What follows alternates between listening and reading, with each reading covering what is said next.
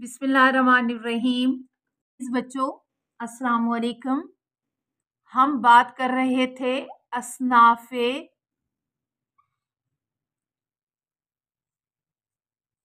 ادب میں اصناف سخن،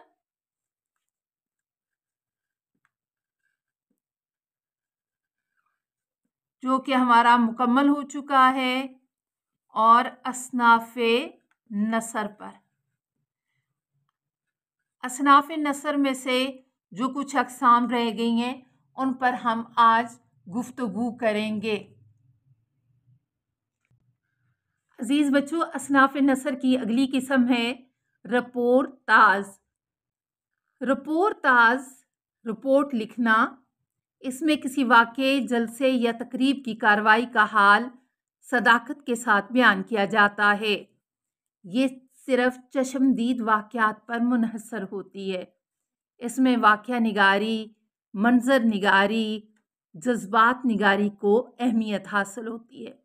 اس میں فنکار اپنی فنکاری سے دلچسپی کا عنصر پیدا کرتا ہے۔ رپورتاژ میں کرشن چندر، سید امجد حسین، قرۃ العین حیدر اور محمود ہاشمی کے نام قابل ذکر ہیں۔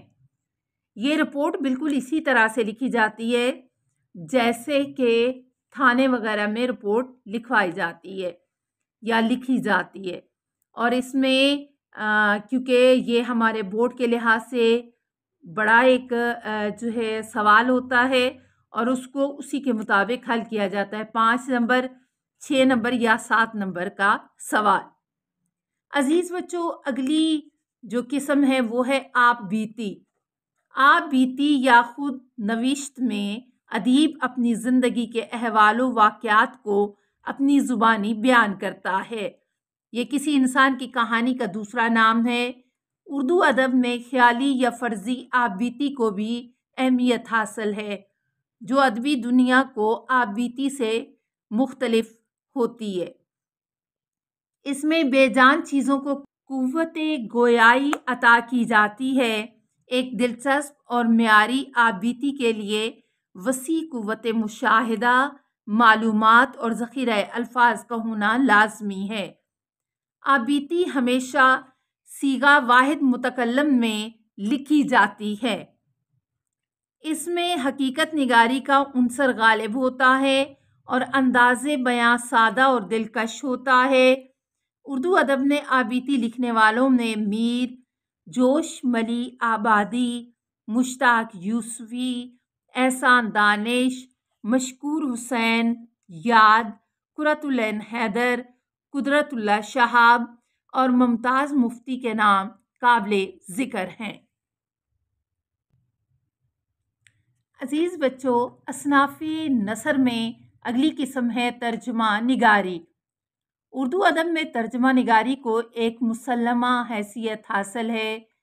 ترجمہ ایک ایسا سادہ فن ہے جس کے بغیر دوسری زبانوں کے علوم و فنون سے شناسائی نہیں ہو سکتی۔ اس کے بغیر کوئی بھی زبان جدید زبان ہونے کا دعویٰ نہیں کر سکتی۔ یہ وہ فن ہے جس کے ذریعے قوم دوسری قوم کے ذخیرہ علم و ادب سے آشنا ہوتی ہے۔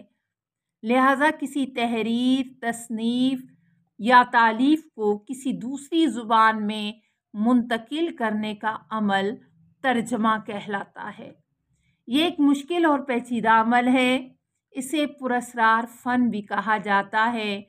ترجمہ کی کامیابی کا راز اس میں ہے کہ اصل متن سے زیادہ دلکش ہو۔ ترجمہ نگاری میں ادبی تراجم کو زیادہ اہمیت حاصل ہوتی ہے۔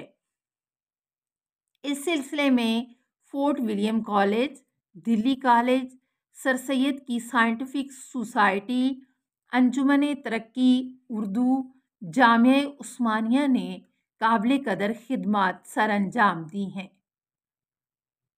عزیز بچوں، اگلی قسم اصناف نثر کی طنز و مزاح ہے۔ طنز و مزاح کا اسلوب اپنی کوئی حیت نہیں رکھتا۔ یہ نظم و نثر دونوں اصناف میں استعمال ہوتا ہے۔ اس میں طنز کے ذریعے معاشرتی اور سماجی کمزوریوں کو اجاگر کیا جاتا ہے، اور مزاح میں صرف ہنسنا ہنسانا مقصود ہوتا ہے۔ مزاح میں محض ہنسنے ہنسانے پر اکتفا نہیں کیا جاتا، اس کے درپردہ خامیوں کی اصلاح کا جذبہ بھی کار فرما ہوتا ہے۔ اردو نثر میں طنز و مزاح کا باضابطہ روایت کا آغاز اود پنج سے ہوا۔ اردو ادب میں رجب علی بیگ سرور کی داستان، فسانہ عجائب، ملا وجہی کی سب رس میں ظریفانہ انداز کے نمونے ملتے ہیں۔ سر سید اور مولوی نذیر احمد کی تحریروں میں بھی مزاح کی جھلکیاں ملتی ہیں۔ عزیز بچوں، طنز اور مزاح ان دونوں کا کام صرف ہنسنے ہنسانے تک نہیں ہوتا، بلکہ معاشرے میں موجود جو برائیاں یا جو چیزیں ہوتی ہیں ان کو جو ہے ہائی لائٹ کیا جاتا ہے، ان کو سامنے لایا جاتا ہے، اور ان کے حل کے لیے، ان کے سدباب کے لیے بھی کام کیا جاتا ہے، اور ان کے سدباب کے لیے تجاویز مہیا کی جاتی ہیں۔ عزیز بچوں، اگلی قسم ہے تحقیق۔ کسی چیز کی اصلیت کو معلوم کرنے کے لیے چھان بین اور تفتیش کرنا اصطلاحاً تحقیق کہلاتا ہے۔ اردو ادب کی تحقیق کی روایت کافی پرانی ہے۔ تحقیق کے ذریعے کھرے اور کھوٹے کی پہچان کی جاتی ہے۔ اردو میں خالص ادبی تحقیق کا آغاز 20ویں صدی کے آغاز میں ہوا۔ اس سلسلے میں مولوی عبدالحق، حافظ محمود شیرانی، قاضی عبدالودود وغیرہ کے نام قابل ذکر ہیں۔ تقسیم ہند کے بعد اردو محققین میں ڈاکٹر سید عبداللہ، doctor Ghulam Mustafa Khan, doctor Waheed Qureshi, doctor Sohail بخاری، ڈاکٹر جمیل جالبی، ڈاکٹر خلیق انجم کے نام قابل ذکر ہیں۔ عزیز بچوں، اگر دیکھا جائے تو تنقید اور تحقیق ان دونوں کا چولی دامن کا ساتھ ہوتا ہے، اور اسی کے ذریعے سے اس کو بہتر طریقے سے سمجھا جاتا ہے۔ یعنی تحقیق چھان بین اور تفتیش ہے، اور تنقید میں کسی بھی شخصیت کی تحریر کے اچھے اور برے پہلوؤں کو اجاگر کیا جاتا ہے، اور اس کا ایک ادبی مقام ہوتا ہے۔ اس میں الطاف حسین حالی کی کتاب مقدمہ شعر و شاعری اردو تنقید کی پہلی کتاب مانی جاتی ہے۔